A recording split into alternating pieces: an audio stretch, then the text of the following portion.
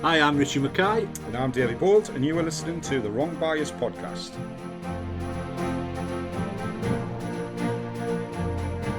On today's show, we are very much focusing on the disability side of the sport, and our guest today is Garry Hood from Scotland. Also, we will have Richie's Roundup as usual. He will be covering the results from around the areas. I will have my 7-Up questions, and we will have our competition sponsored by Alex Marshall Sports. Thank you once again, and we'll be doing our usual chat, just catching up on a few topics.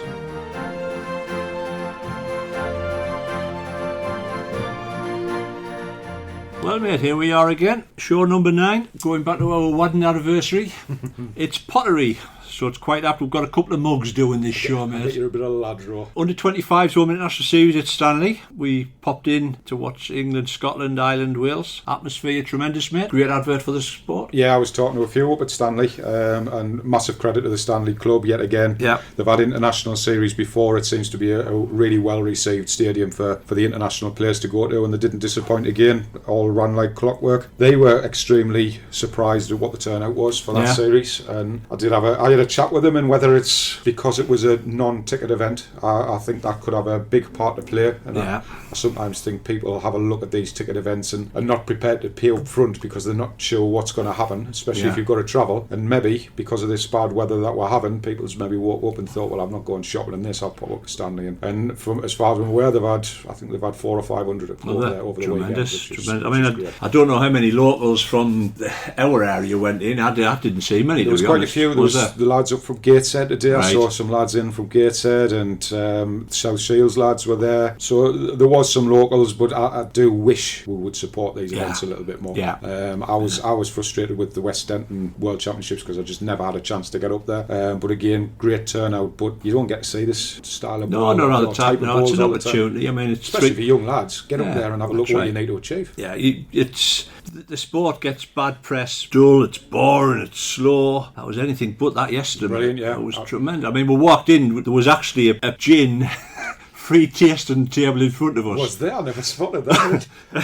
Anyway, you did wear the carpet out, I must admit. To tell you the truth, she had to shut up shop because I think our profits were going down the Swanee. I thought after the 6th I should take it easy and maybe not take the mickey. But I thought the Irish and the Welsh had been on it earlier on, the supporters. Well, they were making the Irish noise. and Welsh generally are always very, very vocal. The Scots are as well. England are a little bit more reserved. So as we've walked in for that first game, Ireland were playing Wales. A lot to play for in that first game. Because that sets the stall out for the rest of the series, and the atmosphere was tremendous. And both those games went down to, was it one shot in the first game and last ball level score with both England? Of them. Yeah. I mean, it was funny because the Irish Wales one, they were up in the rafters. England Scotland one, which I thought would have been up in the rafters, was sort of like a bit low key, wasn't it? A bit subdued compared to the others. Yeah. I just thought that was strange. But the heat in there, mind you, even I had to take my coat off, mate. I was unbelievable. It was really, really. It was much better today. They toned it right down today. Right. Yeah, it's getting that happy balance, and we have this argument all the time about walking into bowls clubs and the heat's up, the heat's down. It's such a big area, so they've obviously gone with the decision to get the best out of the grain pace-wise and whack that heat on. I don't think the players would necessarily be too bothered about it because once you're into the heat of the moment anyway, it's one of those things you don't even think about. But I do know a lot of the spectators were wafting. The old programmes were getting wafted, mate. There was a lot of wafting. There's plenty of sweaty wallets. Especially over my direction, I'll tell you, mate.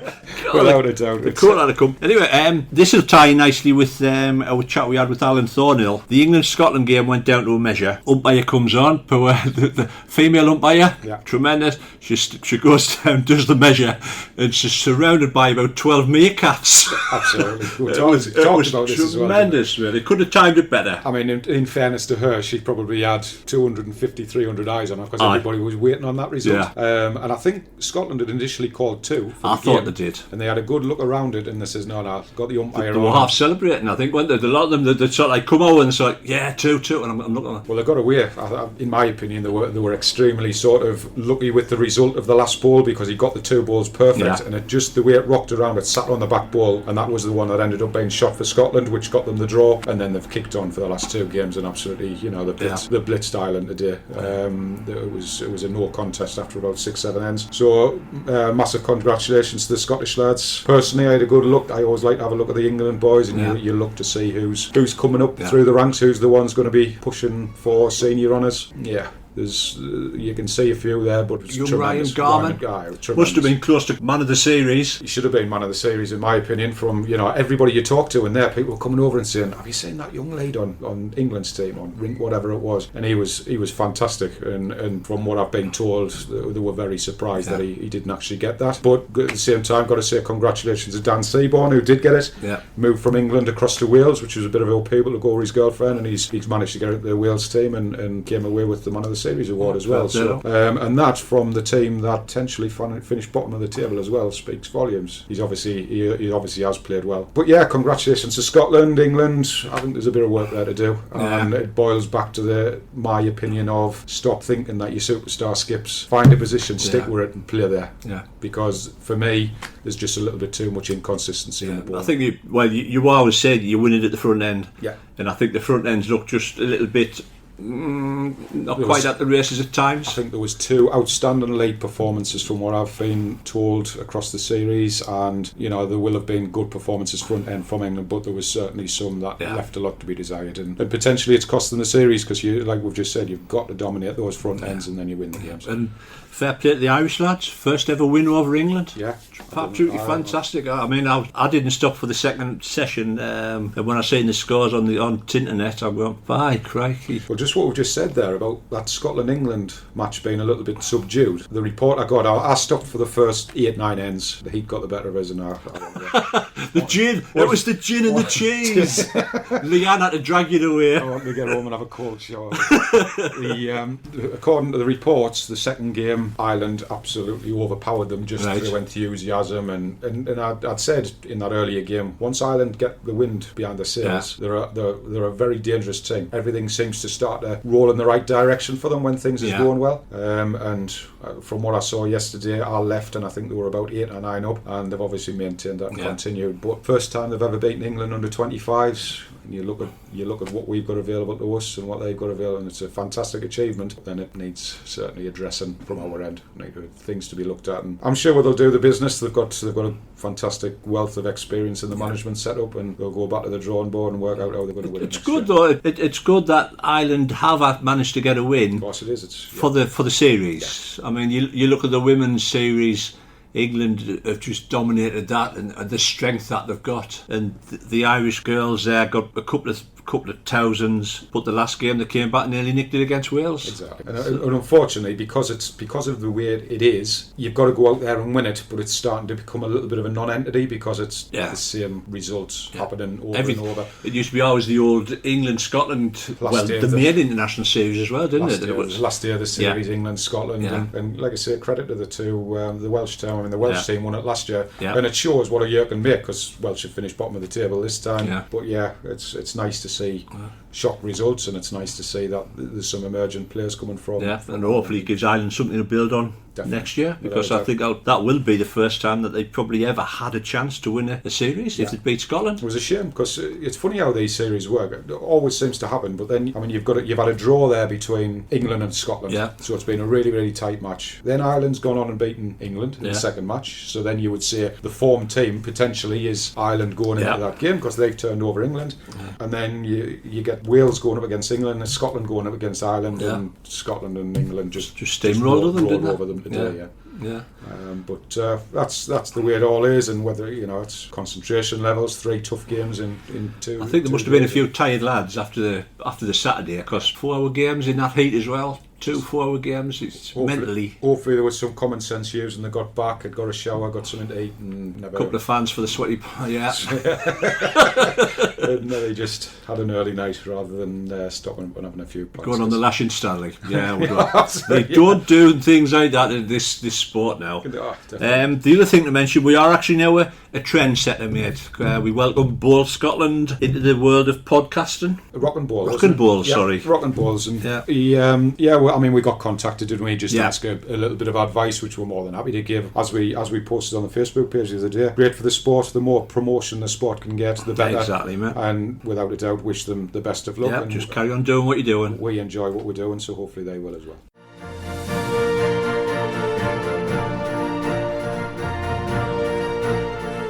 now we catch up with Scotland's Garry Hood. Hello, Gary. How you doing? All right? Not too bad at all, Gary. Thank you. Thanks very much for coming on to the Wrong Bias podcast. Not a problem. Thanks for having me. Our sponsor, Alex Marshall, actually recommended that we speak to yourself, and we thought it was great to have the conversation with you, obviously, about your story. And I've got to hold my hands up on this one. Usually, Gary, giving me a little trade secret away, I usually send a few questions across to the guests that we're going to get on the show. I thought it was a great idea for us to just talk about your story, talk about your history in bowls, and I'm more than happy that it will take care of itself, and I'm really looking forward to obviously hearing what it was about. So obviously, we're doing the show today, Gary, around about disability bowls, and obviously this has become a major part of your life now. But starting from the beginning, Gary, can you just give us the history of your time in the sport of bowls, and basically where you were, what happened, and where we are now, if that's okay? No problem. Well, basically, I started when I was about 15 years old. I got into the county team, Ayrshire team, and then I got my first cap in 1986. Yep. I played from 86 to 96, capped indoor for a season as well, won a couple of national titles, a British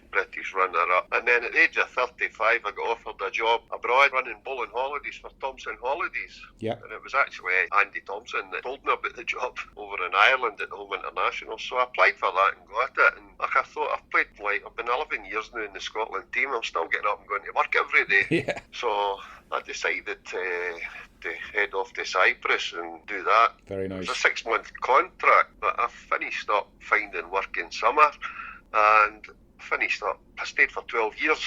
Oh, great. Enjoyed it. Went to Australia a couple of times, South Africa 3 times, Bali, different places, Jersey, just taking tourists. And Amazing. It was actually great. It was like being on holiday yourself. I bet. I came back from there and I got back in the Ayrshire team again. Then the players decided they'd had enough of the committee. So they put me forward as team manager for the Ayrshire team. Unfortunately, I only did it for a season, and then I was struck down with what they call Guillain-Barré syndrome. I just got up to pack my suitcase to go on holiday one day and couldn't stand up. Within 3 days I was paralysed with the neck down. It took them 12 days to diagnose it, and then they moved me up to the big hospital in Glasgow to the neurological unit, and I basically lay like that for 5 months. Unable to move at all. Was there any cause for that, Gary? Is there anything that's particularly triggered it? It comes after a bad virus. Well, however, a lot of females have had it immediately after childbirth, so they reckon trauma can cause it as well. Right. I hadn't had anything. They said even a bad bout of diarrhoea. Nothing. Then they found out after I'd been in Glasgow for 2 months that I also had Lyme disease as well. They said that could have been the trigger, and that explained why normally people, when they have Guillain-Barré syndrome, they're just lying there paralysed, but they're not in too much pain, but although it is painful. My elbows had contracted in my knees. Were at an L shape. My legs were in an L shape, and they couldn't understand it. So they found out the Lyme disease was probably the reason for that, because Lyme disease contracts all your major joints. Right. So I had one fighting against the other, and then I spent a few weeks I couldn't talk either. I had been in intensive care because the muscles in my chest had been attacked as well, so my chest wasn't pumping, so I couldn't breathe on my own. And fortunate I got through it. Then I spent 6 months as an inpatient down in the Douglas Grant Centre in Irvine, back on my feet and trying to walk again, use my fingers again. Then I get out of hospital. I spent about a year in a wheelchair, and 2 years Linda Brennan, who unfortunately is no longer with us, and Anne and Woody moaning at me to go into the Parables programme. I've been talking to Anne over the weekend because we've been up with the under-25 series at Stanley. So I was having a talk with Anne, and I'd obviously advised you were coming on the show, and she was, she'd said she'd been on your back for quite a while to obviously do that. Just a quick one, Gary. Obviously, from when this all happened, I mean, physically, for starters, is horrendous. From a psychological point of view, how much were you aware of this from day one? Were you always aware of what had happened, or was there a period of time where you were just oblivious to the situation? Or no, I had been diagnosed with a doctor with sciatica, and he told me just to keep moving, and I was walking and getting worse and worse, and then when I got up in the morning couldn't stand up. But the strange thing was the 2 ambulance drivers, who were both ladies, when they left me in the hospital, they were walking away. One of them said to the other one, "That guy's got all the was signs of Guillain-Barré syndrome. So, of course, I googled it right away on my phone. Right. And despite it taking the consultants 12 days to Diagnose me, yeah, I kind of thought about this, and I kept reading it for 3-4 days, and then I couldn't use my phone at all because I just became completely paralysed, and I thought, this is probably what I've got. But I didn't know why I upset people like my mother and say anything, so I just kind of kept it. But when they moved me up to Glasgow, there were days I was all over the place. I mean, I was waking up in the morning and I had been fighting with crocodiles and the stuff that the medicine, morphine and tramadol, everything. Yeah. It was just an absolute nightmare. But it was pain all the time.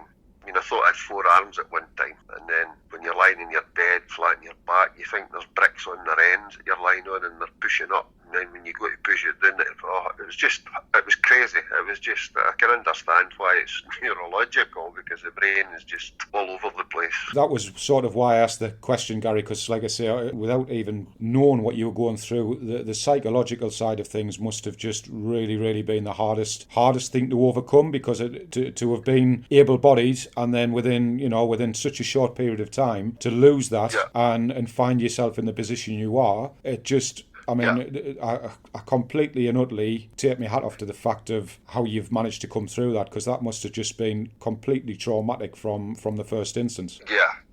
It's actually, I found it went in steps, and I just had to think every day. I mean, you hear people saying, oh, he's fighting this or fighting that, but I was physically lying in my bed fighting just to stay alive, stay compos mentis, try to keep understanding what was going on. I mean, the first thing you want to know is when you get back to work. Yeah. And then you want to know, am I going to be in a wheelchair? Then everything starts going in your head. Am I going to get back to work? Am I going to be able to go and walk again? Am I going to be in a wheelchair? And people laugh at me. You know, it's crazy the things that you lie and think about. Absolutely. And that's and the worst part about it, it's the unknown, isn't it? You never know until, it's a future thing, isn't it? You're not going to know until further down the line. So it's always going to be playing on your mind as to what the ultimate outcome is going to be. Yeah, everybody talks in statistics, like the doctor, the consultant. The consultant says it looks like I'm not going to get any better than what I currently am, but it's statistically 70% of people make a full recovery within 2 years, sort of thing, and 30% don't. But the 70%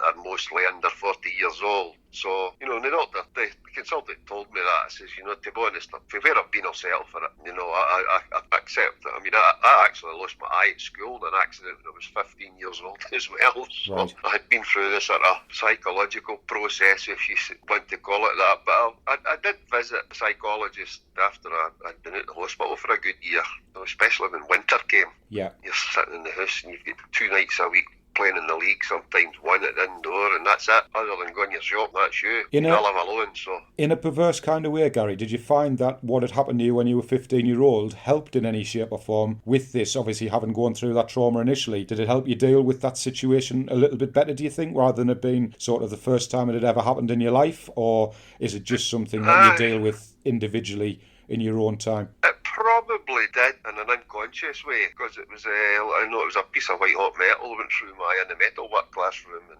15 you're starting to go out with the girls and things like that, and that's one of the reasons I actually took bowling up, because at the time the doctor had said, your other eye will strengthen through time, and that's one of the reasons. So I'm a great believer in one door closes, another opens, and there's reasons why things happen and who they happen to, and to be honest, if you take a walk down this street any day, you see a lot worse and think, God, I'm lucky. We all have challenges through our life, Gary, don't we? So it's how you come back from it. I was over the moon when I arranged to have this chat on the podcast. It was great to see you post the other day. So obviously the illness has happened, and it's taken a long, I'm presuming a long time to get back where you've been able to now compete. And you post stated the other day that you'd made it into the Scotland team again, which...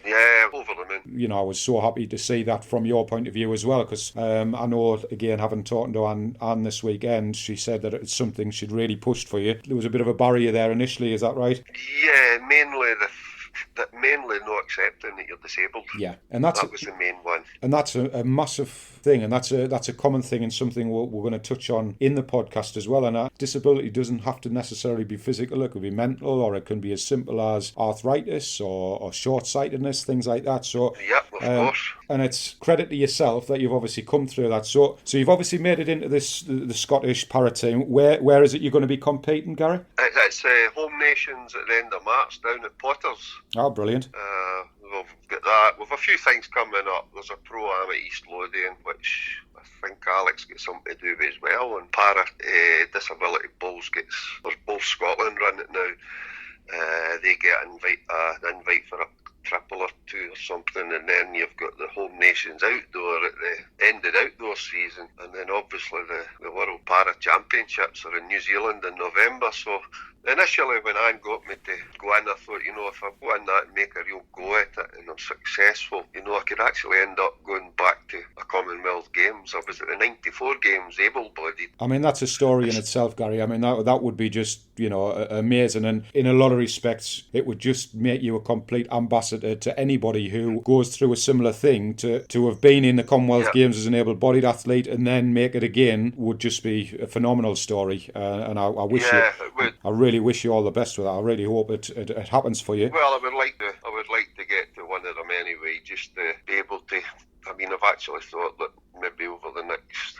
I'm not getting any younger, so I was actually thinking over the next couple of years I may suggest to Bowl Scotland or anybody else about maybe taking up a role, voluntary obviously, for getting para bowling going, properly. Because as you say, there's people, you play games and you think, God, this guy never plays the forehand, ever. Yeah. And, you never think, maybe can he play the forehand? Maybe there's some... balance-wise or bad hip or something like that, He's maybe got a bad hip or something, but a lot of people keep that to themselves instead of saying, look, I can only play the backhand because of blah, blah, blah. I think the embarrassment does come into it a lot. It did with me. I hated going out in a wheelchair and put my head down when I seen people coming towards me that knew me. And you're scared to go to even cash machines because anybody, even now with my stick, I walk with a crutch and an arm support, and I stand at a cash machine and think, if somebody grabbed this money, I couldn't catch them. Yeah. And it's all these sort of things that you think about, and then eventually it just becomes a part of everyday life for you. There'll be more from Garry later in the show. And now it's time for Richie's Roundup. Cue the music. England's dominance in the Women's Under-25 Home International Series continues. In the series held at Arbroath, the England lasses never dropped a ring point in all three games. They opened up with a 114-shot win over Ireland.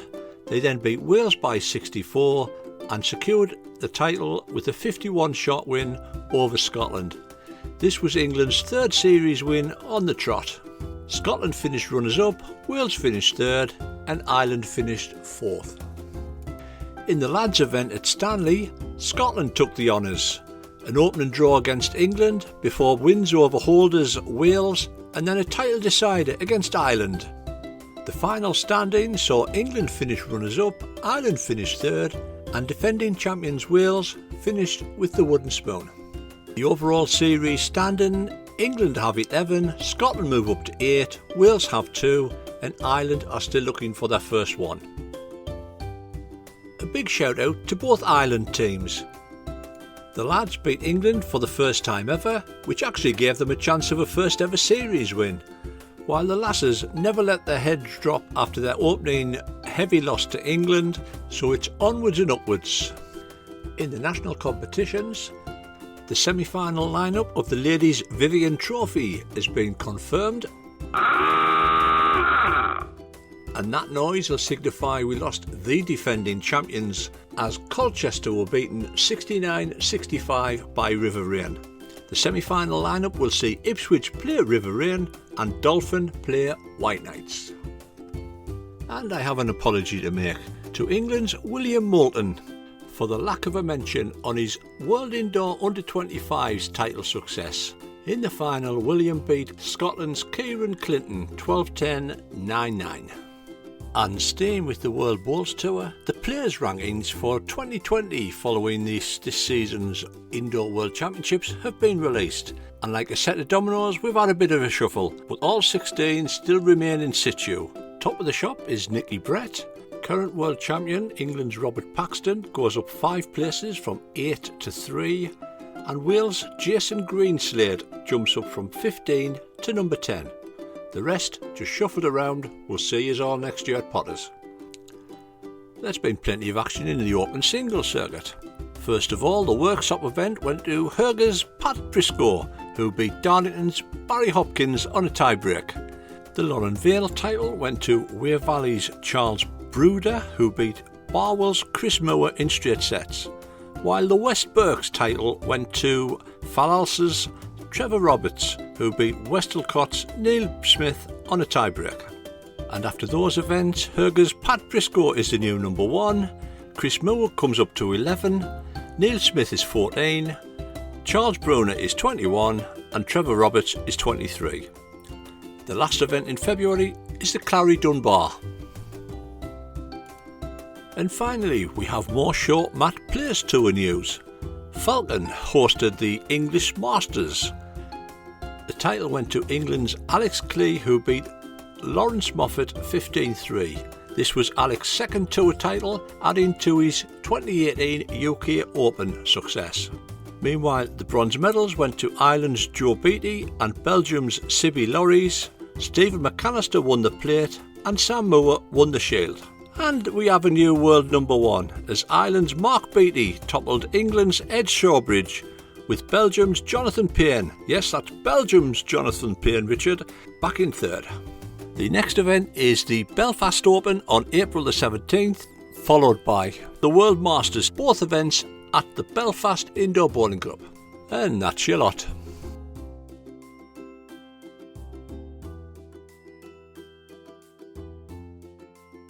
And now a short feature on Disability Bowls England. So next week we've got up at Stanley again. They've just had the under-25 series, but they've got another big event up there next Sunday, which is the 23rd. Disability Bowls England are going to be attending and playing against a select Stanley team, 24 players.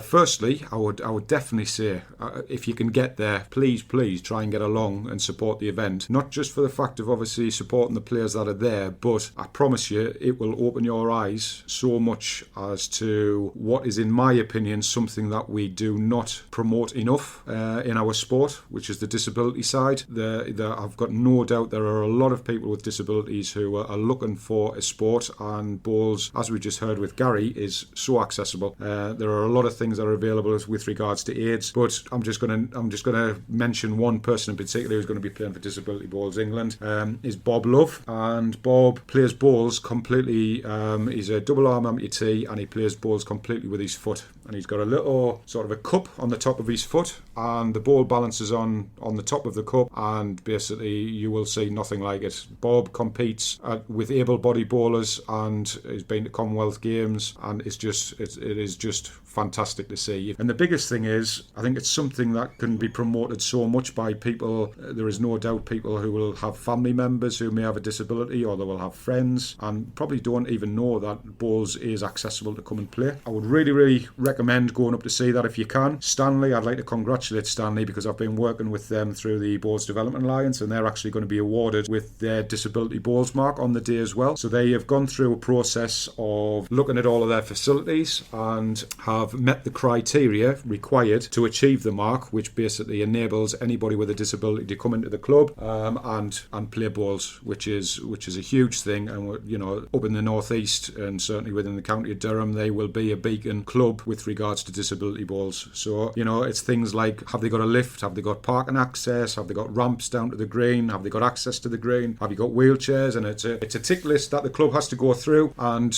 you know, once everything is in place, then you become a club that is accessible for anybody with a disability, and that is Stanley Bowling Club. And again, congratulations to them. They've worked hard to get that, and I'm sure they will, you know, reap the benefits of potential new members and new groups coming to the club and actually playing balls on the green. So that's fantastic. And one other thing I wanted to mention is the disability inclusion module that is on the Coach Balls website. I will put the link on our Facebook page and Twitter page as well.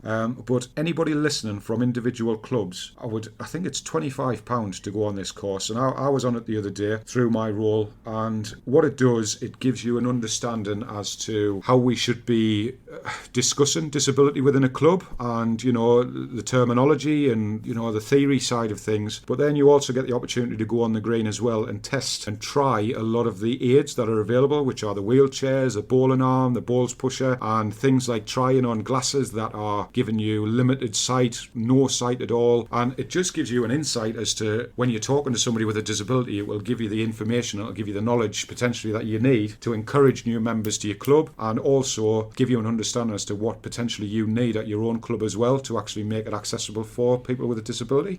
So I'd definitely recommend that. And again, all I can reiterate is I think there's we're all talking about we need members in our clubs, but have a good look at how many disability bowlers you have got in your club. There is a massive window there to actually promote our sport in that area. But another thing is, I think a lot of people don't understand that can be something like you're hard of hearing, or you've got arthritis, or you struggle, you've got a bad hip. All of these things are disabilities. It's not something to be embarrassed about. It's not something that you should try and hide away, because potentially there'll be things in clubs that clubs can buy which may prolong your career in the sport for an extra 5 or 10 years as well. Bowling arms, for example, are absolutely fantastic. It means you don't have to bend over. Everything is done through the contraption. You grip the ball, swing the bowling arm and release the ball, and it means that you're not having to bend over, and it can obviously help with things like bad hips. So just wanted to have a little bit of discussion about that, and obviously give you a bit of advice on that, and I think it is really, really important, and there are lots of things out there that are available for anybody with a disability within the sport.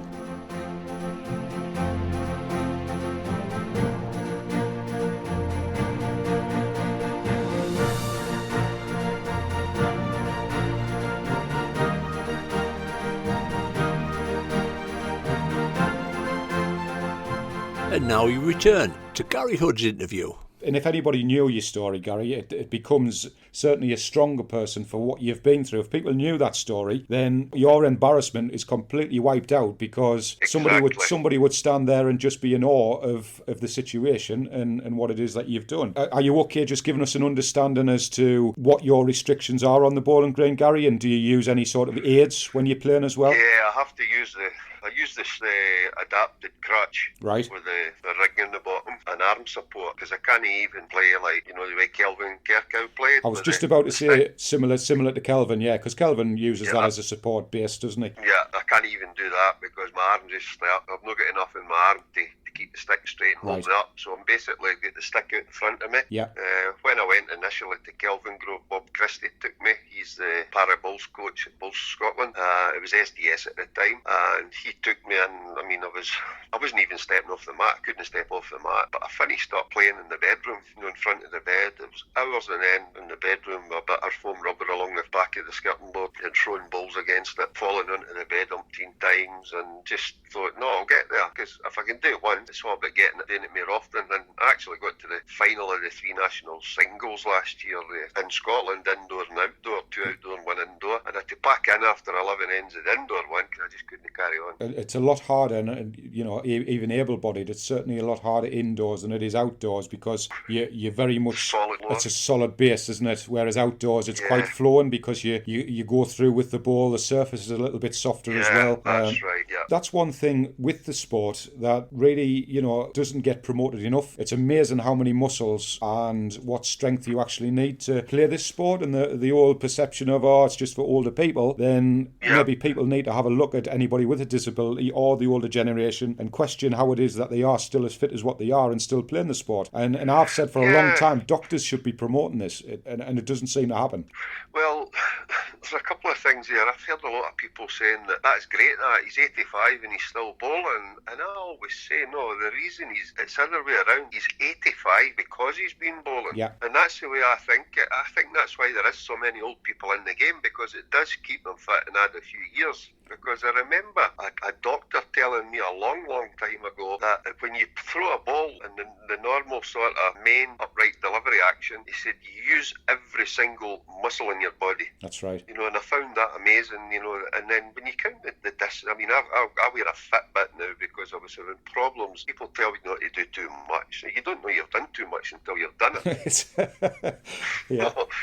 I would go and play bowls for 2-3 hour games, maybe par a bowl, and I'd play for 5 hours with a half hour for lunch, and I'd be fine. It wouldn't be until the next day I would be in agony and I could hardly get out of my bed. Feel it in your So in I your now legs. wear a Fitbit, and I've got it set to a certain amount of steps, and when I hit those steps I say that's enough, and then I'll try and increase it, but you increase it just by maybe 50 steps a day, and it's enough. That's brilliant. But, and it's not just the physical side, and what I've always said, let's go along that 85-year-old story again, it's the mental side of things as well. People underestimate how important it is to keep that brain ticking over, and you're out there and you're talking to people, you're meeting people, you're up and down the green, you're concentrating on the shots, you're still counting because you're counting shots and you're using boards, and that is just as important as what the physical side of things is. Exactly, 100% agree with you on that, because you're no basic, with all due respect to people that don't play balls, they're not sitting in the house just fading away.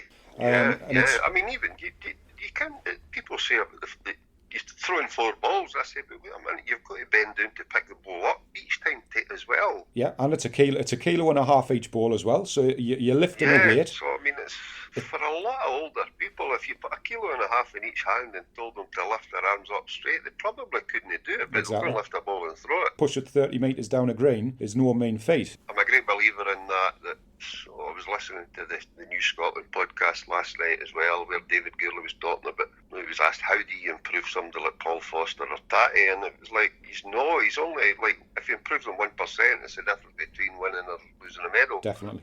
So we're the same.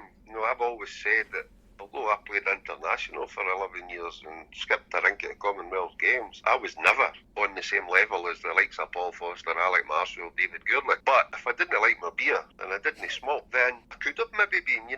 These are things that you'll never know. And I think everything should be looked at, especially in the days when they're trying to promote healthy living and all the rest of it. But as long as they don't take it too far, some of these diets are crazy. Don't eat this and don't eat that.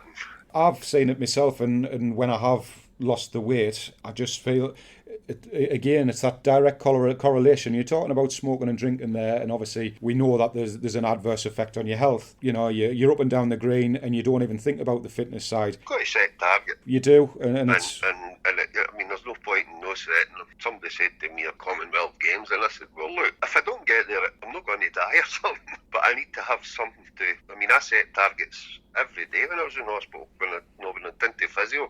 Even if it was just to be able to go on Facebook on my mobile, and I put a thing up in front of me, and I had a hand thing, and I mean, everything was just... You've just got to have targets, and if you don't have targets, I don't ever think you'll achieve anything. No, you're right. You've got to set little goals, and listening to your story, Gary, that's all you've done from this instance happening, because just talking about how you were in your bedroom and you're falling against your bed, but you've got that goal to pick yourself up and say, if I can do it once, then I can do it again, and I can do it again. And it's like everything in life, isn't it? You always hit a barrier. You always get there, but if you give up, then rather try and fail. Absolutely, Gary. That's I totally an agree. attitude you've got to have. Without a doubt. Am I right in thinking that you were quite instrumental in the Thomas Taylor charity match organisation as well, Gary? Yeah, it was actually my idea, and I organised it all in the beginning, and then I ran it for 5 years or something. Yeah. And then unfortunately I couldn't make one of the seasons. I was seeing a girl whose son was basically pretty ill, so I didn't want to go down there and leave her alone. And then the boys have carried it on though, and I think the same nucleus of boys are still there, yeah. It's brilliant. I think it's 11 years now, and it's about £60,000 they've raised. And you should take a lot out of that as well, Gary, for obviously for setting that up in the first place. Well, I'm a great believer in if you get something out again, there's too many people, they get a lot out of bowling, and then when they're not good enough to get that lot out of bowling, they just roll up at their club or pack it in altogether. If even 2% of the people do that, were to say, like, look, let's put something back into the game. Definitely. No, it would be the game. I always say, if half the members in every bowling club invited a new member next year and give them £10 off their fees when that new member pays their fees, you wouldn't belong in increasing the membership. Yeah, you're right, and that's things we're forever trying to promote, and that's and we're always talking about how you've got to promote out in the public, but just word of mouth within your own family, or we all know that some families have got an opinion about how somebody playing bowls, but it's amazing how many of those people change their mind once they actually come down and try it, and that's what we always talk about. Of course. Well, I mean, a lot of the guys laughed at me at work when I was younger and same here. playing balls. Yeah, same. I go down to the indoor now, and these same guys are now playing balls, but they never started. They were in their 40s. Yeah, I say to them, you could have started at the same time as me. You never know where you could have got. When I worked for a logistics company, I was fondly known as the Blue Rinse Prince. That was my nickname at work. And that happens all the time. And like you say, you're right above it. And it's amazing how many of those people further down the line all then come back and say, I wish I'd started when I was younger. So we always sort of have the last laugh in the end. Okay to go through the 7-Up questions, Liz? Fantastic. Right. Yeah, sure. Here we go. So it's just, as you'll have heard before, it's five relative to the sport and a couple of daft ones chucked in there as well. You might swear at it as a couple of them, but we'll take that as it comes. So the first question is, favourite green, Gary? Favourite green? Yeah. Mullen green at Mauchline used to be very good, but it's very difficult. I would probably say Doon, Scotland. No problem. They'll hold the Doon Pro-Am. Fantastic. And what balls do you use, Gary? I use Henselite Classic 2 size 4. Rangers or Celtic? Rangers. Toughest opponent, either team or individual? Well, there's too many. Have a think about one back in your days as an international skip. Oh, Tony Alcock probably, because he would play unorthodox shots that you just never expected. Absolutely. Best match you've ever played in, Gary? That was against Tony Alcock, the final of the British Isles triples in Belfast. Great stuff. Haggis or roast beef? Haggis. And future ambition in the sport? Either the World Championships this year or the Commonwealth Games 22, or both. Fantastic. Great stuff, Gary, and that's your 7-Up questions. But Gary, it's been absolutely, from my point of view, completely inspirational. I think we've covered everything, Gary, and genuinely every success in the future. And I really hope you make that Commonwealth Games team. And to be honest with you, Gary, if you do, it would be potentially great to have you back on. And thanks so much for coming on. And you're welcome, David. Thanks for having me. Not a problem at all. It's been a pleasure, Gary. Thanks very much, man. Okay. Cheers. You take care. Now. Cheers. Bye now.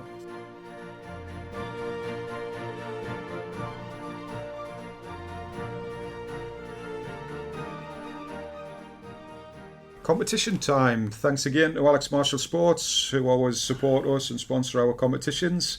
Prize will be advertised on our Facebook page when we broadcast the new recording. The question for today, we want to know who was Gary's toughest opponent. And you will have heard that during the 7-Up questions as a little bit of a clue. All you need to do is drop us a line either via Facebook or Twitter. Drop us an email on wrong.bias@hotmail.com and drop us your answer, and you will be playing for a very nice prize again.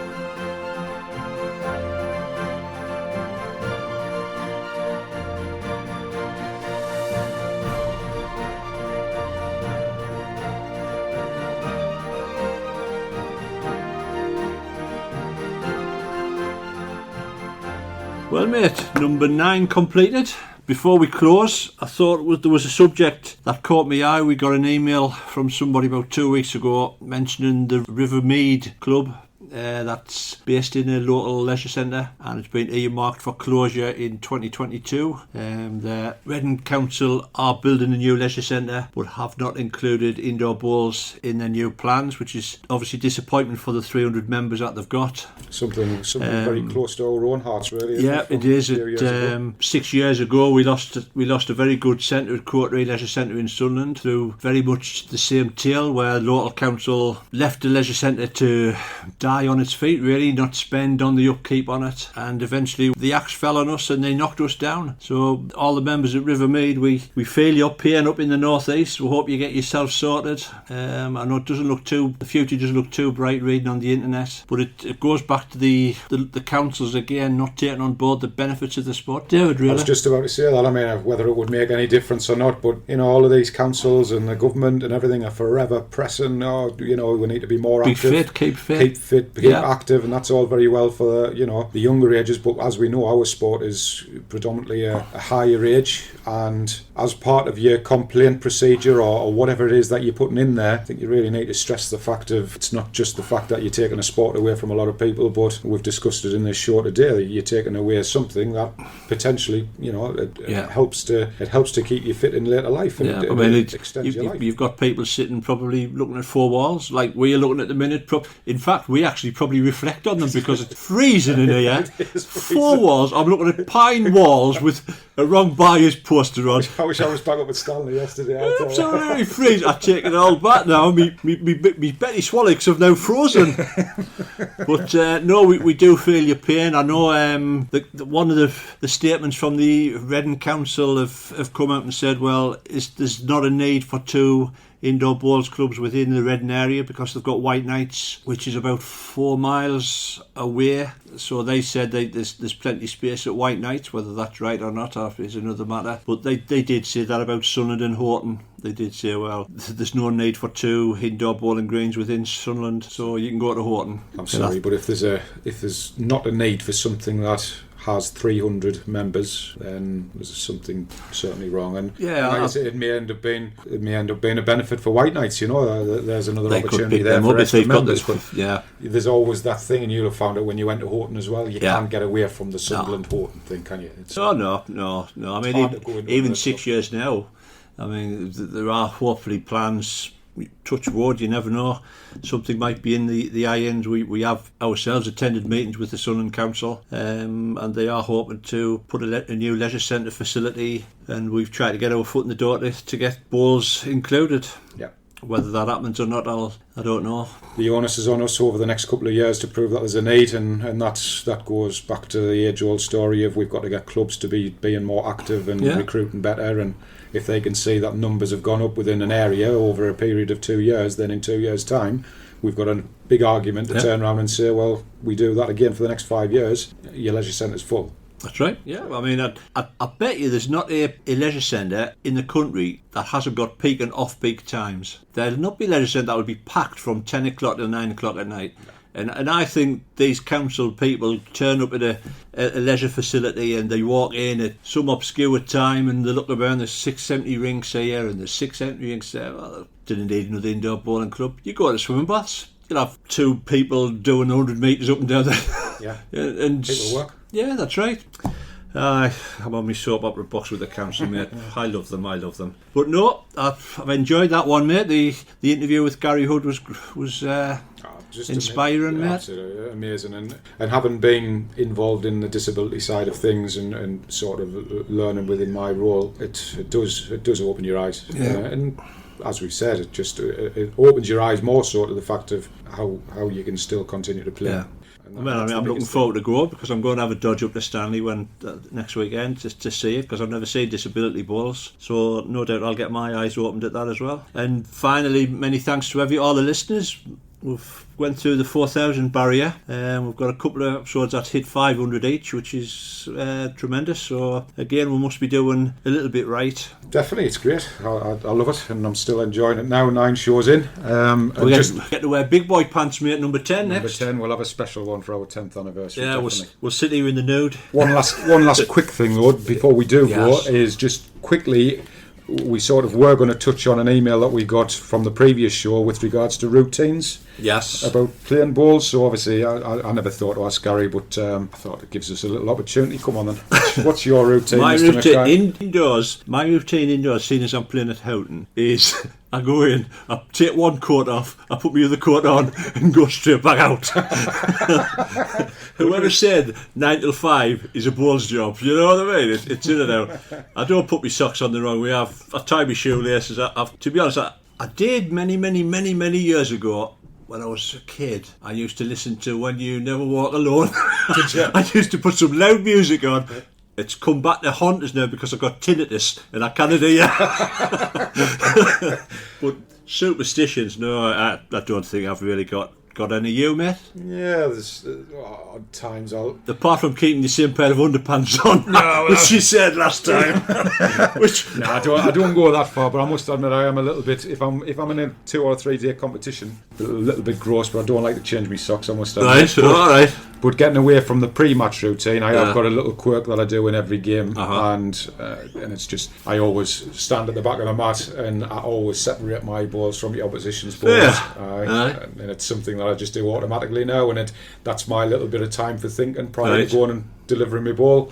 And then I always say to a lot of people when I do a little bit of help coaching and bits and pieces with people, you can forget about what happens up the top if you didn't get the mat bit right. If you don't get the mat bit right, then you can forget about the rest. And I think a lot of people are so quick to get on the mat, let go of the ball, and want to say where the ball's gone before they've even thought about it. But I tend to go through exactly the same routine behind the mat before every single ball. I'll probably spin it's things now I don't even think about. It just happens naturally. I'll separate my balls, I'll pick my ball up, think about it, wait until the player's off the mat, and then go through exactly the same routine. So I think indoors especially, you've got to be like a robot and try and repeat every single time. So one thing I definitely would say on the back of that is anybody who wants to improve the game, have a really good focus on what you're actually doing at the mat end before you even think about what's happening, where your ball's gone at the top. Because you will find that if you get that repetitive routine going and start to do the same thing, you get a ball close to the jack and do the same thing again, ordinarily you will get that ball there or thereabouts again. So that would be one thing I certainly say about routines. Well, there's one that's come to mind, Gary Smith. If ever you play Gary and he's in trouble and he comes back to the mat, he needs a big ball, he'll spin it on the floor before he picks it up. And I'll tell you what, I've seen him do it that many times. It's funny how that mindset thing does it. And I always call it like a comfy blanket, but it is. It's that whole thing that just focuses your mind, and it's a daft little quirky thing like spinning a ball or separating the balls from. Then it frees your mind up for when you when you go down and play your balls, because I've done what I needed to do. And another thing as well, how many people. You've got 2 stickers on from one club and you've got 2 stickers on from the county. Exactly. I cannot peel them off. In a game of singles, I cannot play one sticker first, then a different sticker, then go back to, I've got to play 2 of one and 2 of the other, and I even go through the stupid thing of saying, well, my county ones are more important, so I'll leave them to last. Well, be wrong bias stickers now, mate. I don't take them off for Horton stickers. I'm playing the wrong bias stickers. You'll be getting wrong again. I know, I'll be getting wrong again. And the other thing is like a reverse superstition, really, is when people take the mat up and then everybody kicks the balls up, but they leave yours at the back. Didn't that? How many times does that happen? That really knock you off. Thanks, mate. Thanks. You know, so you want the mat, you go, there's 4 balls at the back there. You go, mean the skip, and I go, I'll get them, mate. You're all right. You're all right. I'll get them. But no, it's been a cracking show, mate, and we will look forward to seeing you all in show number 10. Thank you very much. Thank you for listening, and hope you've enjoyed the show. This has been a Dodgy production.